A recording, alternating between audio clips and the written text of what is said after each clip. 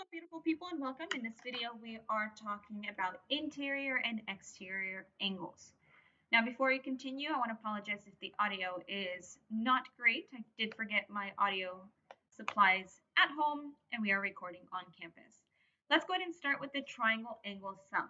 So if I was to ask you, what is the sum of the interior angles of a triangle? So if I give you a random triangle, any random triangle, and I say I have angle A, B, let's make this A capital, and C, what is the sum of the measure of angle A plus the angle measure B plus the measurement of angle C? What is that equal to? Let's go ahead and explore just a little bit. I'm going to shift this paper off to the side.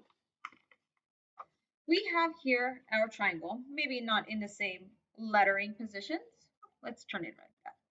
So here's my triangle, and I'm going to take each angle, so like for example angle C, and I'm just going to tear it off. There you go. That part's sticky. I'm going to tear it off. I'm going to have a ruler here to symbolize a straight line, and I'm going to arrange these in such a way where I have each part on a straight line. So maybe like that, put that here, and then something like, oops, that part didn't really fit, so let's turn this around, and like that. There you go. I'm going to zoom in just a little bit. So you can see that when I randomly, it should be lower, this part's not sticking, so I'm just going to shift it off. So when I kind of see it, maybe if I zoom out, when I randomly take these angles and kind of break them apart, for any triangle and every triangle, you can take those three angles and line them up to form a line. So what does that mean? I'm going to shift this off to the side. So that means that the angle sum of any triangle equals 180 degrees.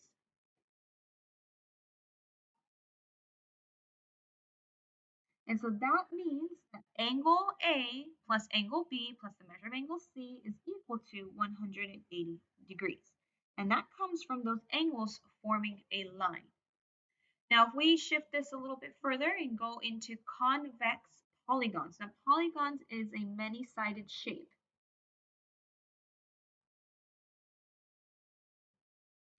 And convex or not concave means all angles are pointing out.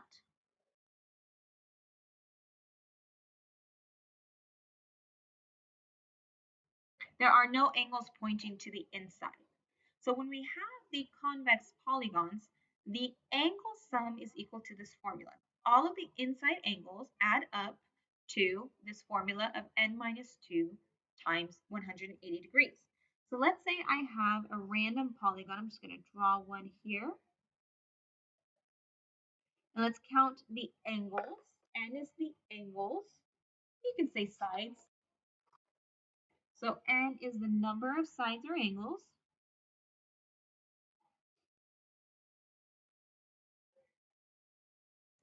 So we have 1, 2, 3, 4, 5, 6, 7 angles. So that means I have 1, 2, 3, 4, 5, 6, and 7 sides. And that's why n can be the quantity of angles and the quantity of sides because they're going to match. So that means if I was to find what angle A plus B plus C plus D plus E plus F, G, but all of those angles add up together, I'm going to type in this formula, 7, because I have 7 sides, 7 angles, minus 2 times 180 degrees, typing that into my calculator to solve. So I have 7 minus 2, which is 5, and 5 times 180, and that equals to 900, excuse me. And what are we counting? Degrees, since they are angles. So this 7-sided convex polygon has a total interior angle that is 900 degrees. For the exterior angle theorem, this is referring to triangles, the exterior angle, I'm going to here color it in red. This exterior angle is the sum or the adding of the two angles opposite of it together. So notice that 3 is not opposite. It's kind of like connected to it. So we don't want 3. What we want is we want these two angles added together.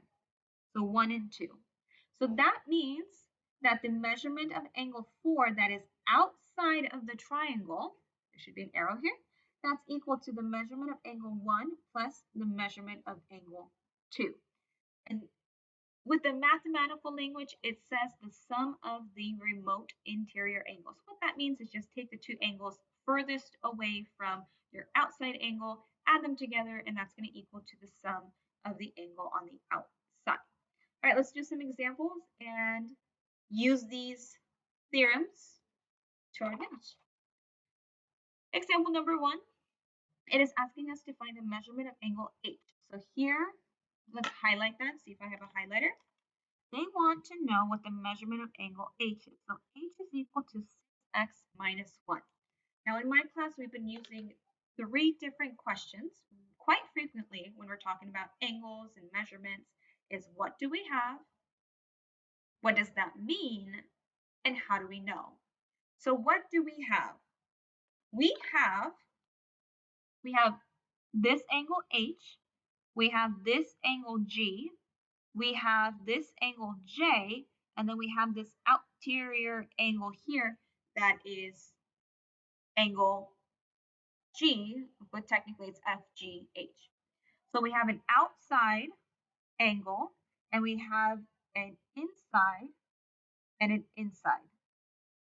Now that reminds me of this theorem we just talked about, which is the exterior angle theorem, which says that the remote internal angle, so these two angles, the opposite of the outside angle, the furthest two angles away, add up to that one angle that's on the outside.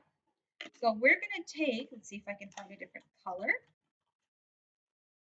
We're going to take this angle here plus this angle here because they're opposite, right? And that's going to equal to our outside or exterior angle, and we can solve for x. So I'm going to draw a line here to show our work. We have 126, that's our exterior angle, plus, that's equal to our h, plus our j angle, which is 5x plus 17. We're going to combine like terms and solve. I have 126 is equal to 6x plus 5x plus 1 plus 17. So that means I have 6 and 5, that's 11x plus 18. That's equal to 126. I'm going to subtract 18, let my calculator do the thinking for me. 126 minus 18, that gives me 108. That is 11x. Divide by 11, divide by 11. And that gives me an icky number. So let's see what went wrong. 5x plus 1. Oh, you guys see that? So I get an icky number. So this gives me 108 divided by 11. That gives me a 9.8. So that means something's wrong. This means it's wrong. So I have to go back up here and see what my mistake is. You guys see I made a mistake? So this should be a minus and not a plus. And that will change everything because we shouldn't get icky numbers. We should get pretty numbers when it comes to angle measures. So this should be a minus. This should be a minus. So that means instead of 18, I have 16. And if you're writing in pencil or pen, I apologize. So this should be 16. I'm now going to subtract 16. That means 126 minus 16. That gives me 110. Be 110. That divided by 11, much prettier. X is now equal to 10. So just a small hiccup, small error, and you can get a very nasty answer. So is that what it's asking us? It's asking us to find the measure of angle H. is this the measure of angle H? Well, no. Angle H is equal to 6x minus 1. That's where my hiccup happened. So H is equal to 6x minus 1. So now we're going to take our x value and we're going to substitute it in that formula and find out what the measure of angle H is. 6 times 10 is 60 minus 1, that is equal to 59. So that means 59 degrees is the measurement of angle H. So in this example, we used the exterior angle theorem, which states the outside angle is equal to the two angles on the opposite side, which are called remote interior angles. Let's go ahead and do two more examples. For example number 2, it says two of the angles in a triangle. I'm going to choose to draw here. Two of the angles in a triangle, doesn't really matter what triangle it is. We just draw a random triangle. One of them is 27, so this looks smaller. One of them is 50, so this looks like a 50. And we want to find the third angle. This we don't know. So I'm looking at my little cheat sheet here of my 3 theorems we did today. So we have the exterior angle theorem. Do we have any angles on the outside? No. We have a convex polygon theorem. All right, is it asking us for interior angle sum? Kind of, but it's not a polygon. It's kind of a triangle. So let's see the third one. The third one is triangle angle sum. So maybe that will help. So what does that mean? That means measurement of angle 1. I'm going to shift this kind of draw line. Measurement of angle 1 plus the measurement of angle 2 plus the measurement of angle 3. That's equal to 180 degrees. So if one of the measures is 50, if another measure is 27, what does this have to be in order to equal 180? I'm going to put an X here just for our unknown. So 50, oops, sorry about that. 50 plus 27, that is equal to 77. So I have 77 plus X equals 180. I'm going to subtract 77. Now you don't have to do it this way. You can just easily guess the number here, but this way, in my opinion, is faster and less guessing. You're less likely to make a mistake here. Or you can do it in your head. Some of you are great at thinking like that. 180 minus 77, and I get x is equal to 103. So that means the third angle is equal to 103 degrees. Moving on to our third example, it says the measure of 13 angles of a 14-gon add up to 2014 degrees. Find the 14th angle. Now, originally I thought I was going to draw this out for you, but I don't think I can draw 13 angles out of the 14 gone. So 14 gone. So 1, 2. Let's make this even wider. I'm going to try. Let's see if I fail. 1, 2, 3, 4, 5, 6, 7, 8, 9, 10, 11, 12, 13, 14. Something like that. It's like almost a circle, but it's not because it's a polygon. So it has angles. So we know that 13 angles add up. So 13 angles equals to 2014. Oops, my pencil broke. 2014 degrees. We know that. That's given to us.